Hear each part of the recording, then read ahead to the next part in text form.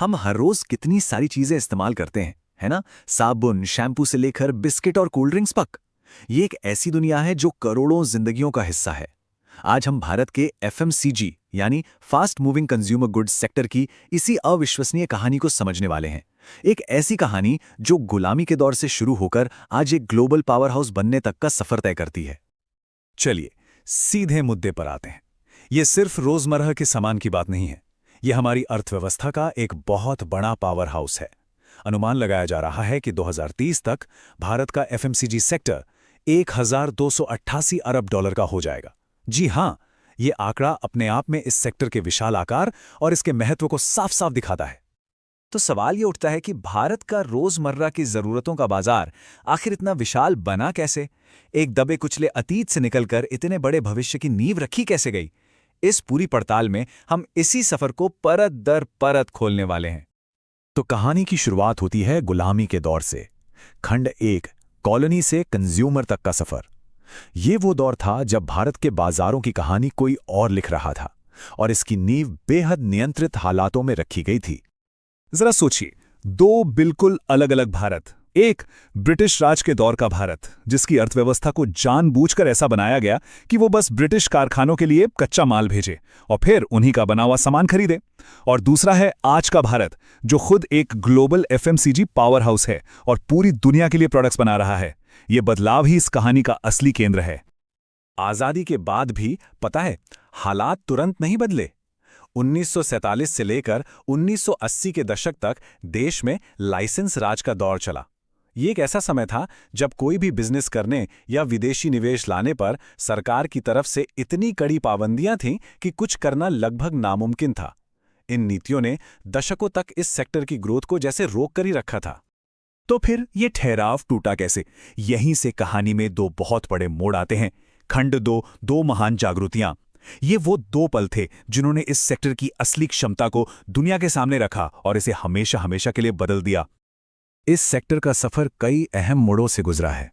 कहानी 1888 में सनलाइट साबुन के आने से शुरू होती है, जो एक संगठित बाजार की पहली झलक थी। फिर दशकों तक लाइसेंस राज की बाधाएं रहीं। लेकिन असली कहानी बदली 1980 के दशक में, जब निरमा की क्रांति हुई, और फिर 1991 में हुए आर्थिक उदारीकरण ने तो आकर सब कुछ बदल दिया। ये दो घटनाएं ही असली गेम चेंजर साबित हुईं।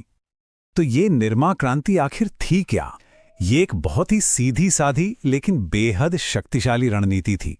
अच्छी क्वालिटी के प्रोडक्ट्स को सस्ती कीमतों पर बेचना। बस इसी एक कदम ने ग्रामीण भारत के विशाल बाजार की ताकत को खोल कर रख दिया और हिंदुस्तान यूनिलीवर जैसी बड़ी बड़ी कंपनियों को अपनी स्ट्रैटेजी बदलने पर मजबूर कर दिया। इसने साबित किया कि असली भारत तो गांव में बसता है। चलिए अब सीधे आज के दौर में आते हैं और देखते हैं कि असली मुकाबला चल कहां रहा है। खंड 3, ग्रामीण बनाम शहरी उछाल। और यहीं पर एक बहुत ही हैरान करने वाली ग्रोथ स्टोरी छिपी हुई है। आज के बाजार पर कुछ बड़ी कंपनियों का दबदबा है। आईटीसी 14% हिस्सेदारी के साथ सबसे आगे है। उसके ठीक पीछे हिंदुस्तान यूनिलीवर और पीएनजी जैसी कंपनियां हैं। लेकिन दिलचस्प बात यह है कि बाजार का एक बहुत बड़ा हिस्सा अभी भी दूसरे छोटे और रीजनल खिलाड़ियों के पास है। मतलब मुकाबला अभी भी बहुत कड़ा है। और अब एक चौंकाने वाला सच। अगर पूछा जाए कि इस ग्रोथ का असली इंजन कहां है, तो ज्यादातर लोग शायद शहरों का नाम लेंगे। लेकिन आंकड़े एक बिल्कुल अलग कहानी बताते हैं। पिछली 6 तिमाहियों से लगातार ग्रामीण भारत शहरी क्षेत्रों को पछाड़ रहा है। ग्रामीण विकास दर 8.4% पर है, जबकि शहरी विकास सिर्फ 4.6% पर। मतलब असली एक्शन शहरों में नहीं, गांवों में है। और ये सिर्फ जरूरी सामानों की ही बात नहीं है। ग्रामीण क्षेत्रों में एक बहुत बड़ा बदलाव आ रहा है। आज सस्ते प्रीमियम एफएमसीजी प्रोडक्ट्स की कुल बिक्री का 51% हिस्सा ग्रामीण भारत से आता है। ये ग्रामीण भारत की बढ़ती आकांक्षाओं और उनकी खर्च करने की क्षमता का एक बहुत बड़ा संकेत है। तो इस ग्रोथ को और तेज कौन कर रहा है?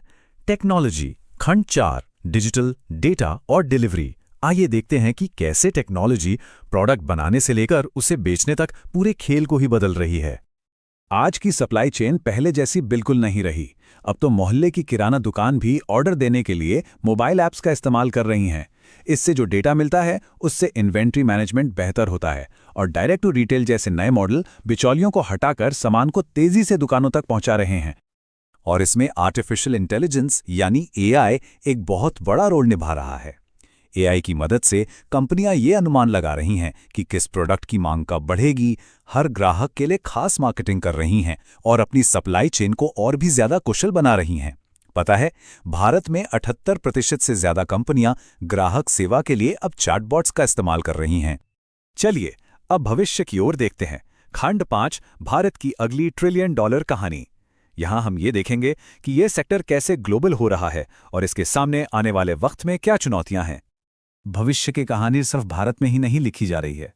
एक बहुत ही दिलचस्प ट्रेंड ये देखने को मिल रहा है कि भारत की बड़ी बड़ी एफएमसीजी कंपनियां अब अपने घर से ज्यादा विदेश में तेजी से बढ़ रही हैं।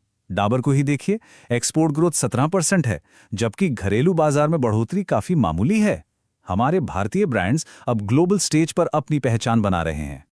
लेकिन इस विशाल ग्रोथ के साथ एक बहुत बड़ी जिम्मेदारी भी आती है, हमारे प्लैनेट की, हमारे पर्यावरण की। सस्टेनेबिलिटी अब एक जरूरत बन चुकी है। आज बड़ी बड़ी कंपनियां नेट जीरो उत्सर्जन का लक्ष्य रख रही हैं।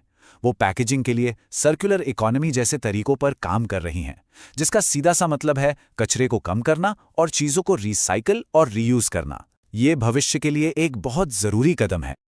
और इस तरह हम घूम फिरकर वापस उसी आंकड़े पर आते हैं, 1288 अरब डॉलर। ये सिर्फ एक संख्या नहीं है, ये उस लंबे सफर का प्रतीक है जो भारत के एफएमसीजी सेक्टर ने तय किया है। एक नियंत्रित शुरुआत से लेकर एक विशाल ग्लोबल बाजार बनने तक का सफर। तो आखिर में एक बहुत महत्वपूर्ण सवाल रह जाता है, जैसे जैसे ये बाजार आसमान छू रहा है, क्या ये मुनाफे के साथ साथ हमारे ग्रह का भी ध्यान रख पाएगा? और क्या इसकी ग्रोथ का फायदा भारत के हर एक तबके तक पहुंच पाएगा? इस सेक्टर का भविष्य इन्हीं सवालों के जवाबों पर निर्भर करेगा।